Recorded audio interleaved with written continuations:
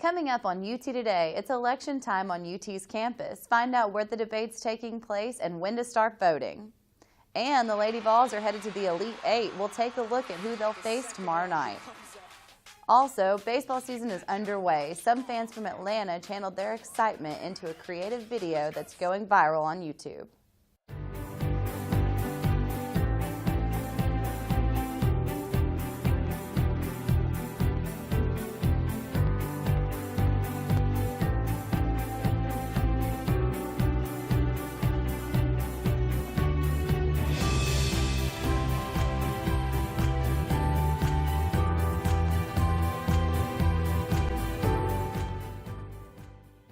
Welcome to UT Today. I'm Rachel Downs. Thanks for joining us back on this first day after spring break. If you're still on the fence about which SGA candidate to vote for, tune in or head to the Baker Center tomorrow night. Jackie Delpilar joins us with more. Jackie? Thanks, Rachel. I visited the Baker Center today on campus where UT students are preparing for UT's first ever live SGA debate. In addition to this debate, candidates have been on pedestrian walkway all day promoting their parties. Campaign week is in full swing for student government. Candidates have been on pedestrian walkway all day telling students why they are the best choice to be elected, while also throwing in some free t-shirts and snacks. In addition to campaigning this week, candidates are participating in the first ever live debate on Tuesday night. Candidates will be asked a series of questions from students and various media outlets about their policies. This debate is an open town hall forum where the public is welcome to watch and participate. Students who choose not to come to the live debate can watch the live stream on TVC or online on UT's website. They can also listen to podcasts on UT's radio station and read about it on TNJN or the Daily Beacon. The debate will be held in the Toyota Auditorium this Tuesday night from 8 to 9 p.m. Back to you, Rachel. Thanks, Jackie. Every Monday night, hundreds of Greek women travel to Sorority Village to attend their weekly meeting. But there's one factor that makes their commute difficult: parking. Emily Chastain checked out the problem and how Parking Services hopes to change it.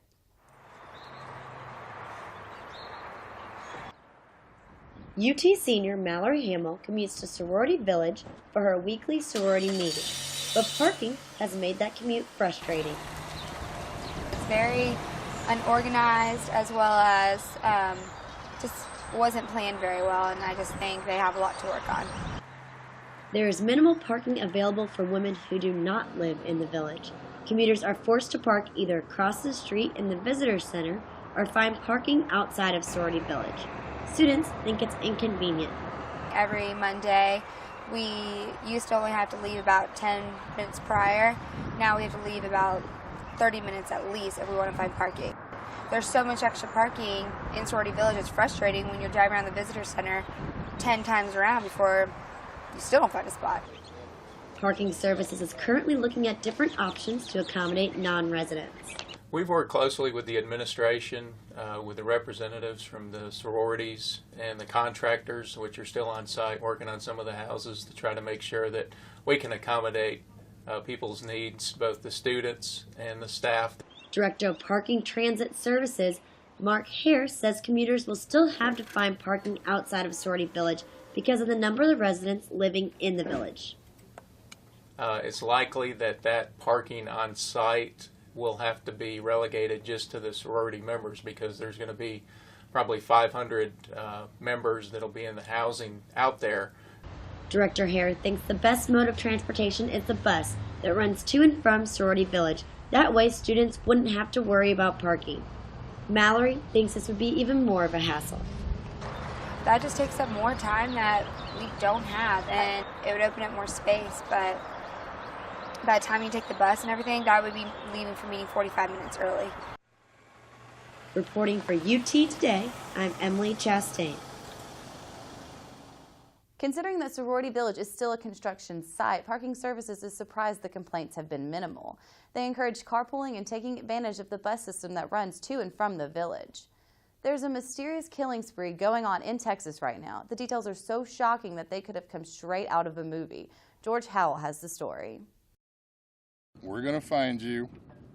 We're going to pull you out of whatever hole you're in, and we're going to bring you back and let the people of Kaufman County prosecute you to the fullest extent of the law. A promise from Kaufman County, Texas District Attorney Mike McClellan 2 months ago to the unknown killer of an assistant DA in his office. A promise, though, he would never see fulfilled. Saturday night, police found the bodies of the DA and his wife Cynthia at their home. They both had been shot. We are in the process of completing a crime scene workup right now. An investigator says police found several shell casings inside the home from a high-powered rifle. It's pretty obvious it's unnerving, and it's unnerving to the law enforcement community. It's unnerving to the community at large. There are no suspects, and the sheriff's office has not officially said whether the McClellans' deaths are connected to the killing of Kaufman County Assistant DA Mark Hasse, who was shot outside the county courthouse in January. The sheriff says extra precautions are being taken to protect county elected officials as well as the public. There will be increased security at the courthouse tomorrow, visible security. McClellan said his co-workers were like a family, but they all knew their job came with risks. When you deal with bad people on a regular basis, you know that there's always the potential for these bad people to do something bad to you because they've already done something bad to somebody else. And so they could always concentrate and backlash on you. McClellan and his wife leave behind 2 daughters and 3 sons. One son is a Dallas police officer. Students taking the bus this morning needed jackets with the early morning low of 37. Clouds covered most of the area today with the sun trying to peek out. Right now it's about 59 degrees, and tonight it will be in the upper to mid 40s. Tomorrow will be chilly with a low of 39, and it will warm up a little bit to a high of 55 with mostly sunny skies. Students should dress warmly for their morning classes. Hear what some students have to say about the shifting temperatures. Well, it's definitely not good for my health because I'm overcoming a cold right now, so a little bit more consistency would be better for me. I find it frustrating getting up in the morning. I don't know what I'm going to wear. I always pack jackets. Like right now I have 2 different jackets. I didn't know if it was going to rain, so I have a rain jacket and a cold, warmer jacket. I went to California for spring break, so it's pretty awesome to come back here and it's like this and not snowing like I heard it was, so big fan. The weather, it's Tennessee, so. Here's your 7-day forecast.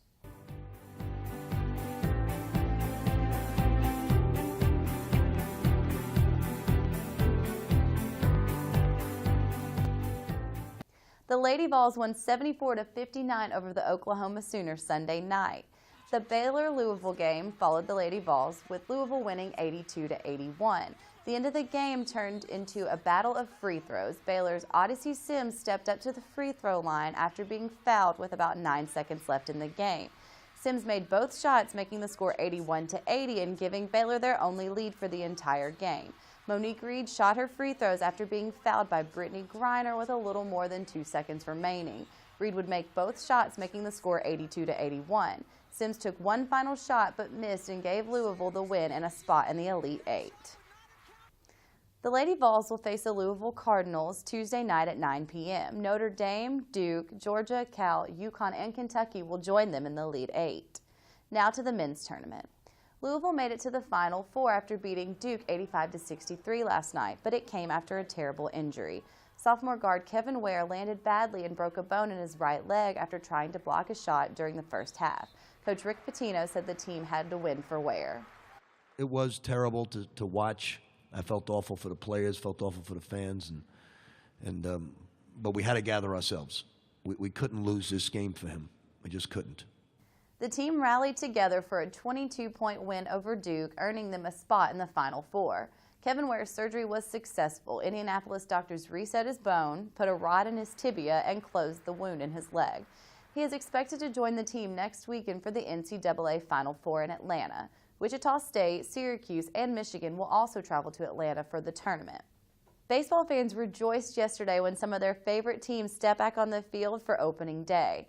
One YouTube video put together by some die-hard Atlanta fans is starting to take the internet by storm and get fans pumped up about the upcoming season.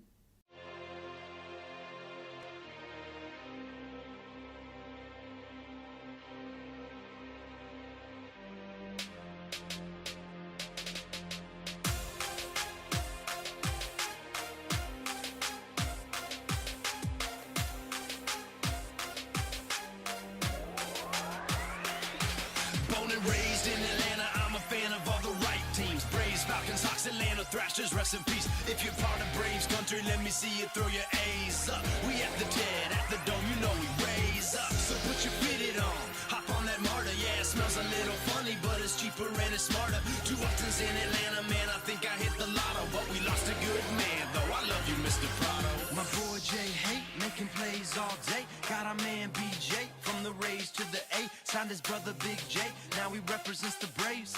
Welcome to Atlanta, where the players play. Huddy on the mound, that's a thrill on the real. Beachy Miner and Mahalam, Craig K with the kill. Got them shaking in their britches when they look up at the hill. Getting chills when they see K-Mez flat bill. You hear welcome to the jungle, better throw in the towel. Cause my boy Craig is coming and you're running in your bows. 3 up and 3 down when the fire's on the screen. Just another one bites the dust. Queen, wearing red, white and blue as we watch a flag wave. It's the land of the free and the home of the Braves. We're the beast from the east, you know we're repping that NL.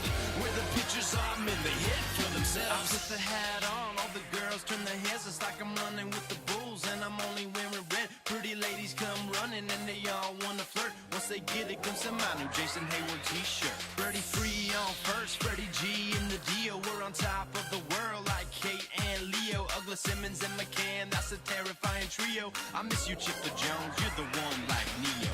Infield fly, more like infield cry. When the Cards moved on, I almost infield died. New team, new year, now we're headed for the top. Bury me at Turner Field, I'ma chop until I drop.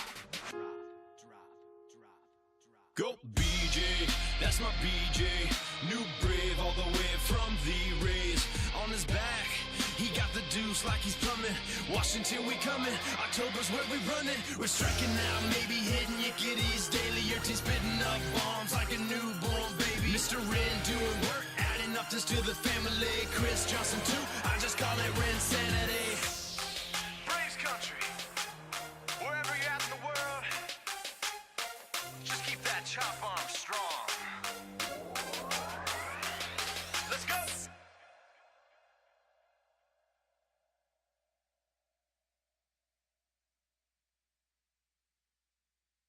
In other news, UT will be offering a semester of free tuition for students who sign up on MyUTK. Just kidding, April Fools. Today we went out and spoke to UT students about pranks that they fell for on this tricky unofficial holiday. I do not, but my cousin got me. She told me this morning that she got married to her fiance, and I was like, excuse me? The top direction of the quiz said to read all the questions first before answering them, and then when you got to the bottom of the quiz it was don't fill out any questions on the quiz, and then it was happy April Fools. Oh, prankster teachers. No, not yet. It'll probably happen soon. I don't know, it was April Fool's till last semester, so. Or last period. Last class. It's just what?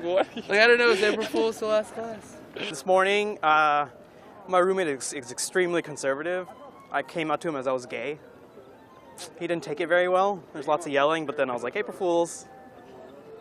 I actually heard that Eric Ames said he had Derek Dooley on the show today, talk about UT football, and all the fans freak out, why would Derek Dooley come back to Knoxville talk about UT football, gonna get killed, and it turns out to be April Fool's joke. So, I guess that's it. I don't know. That was his prank. That's all for us at UT Today. I'm Rachel Downs. Have a good night.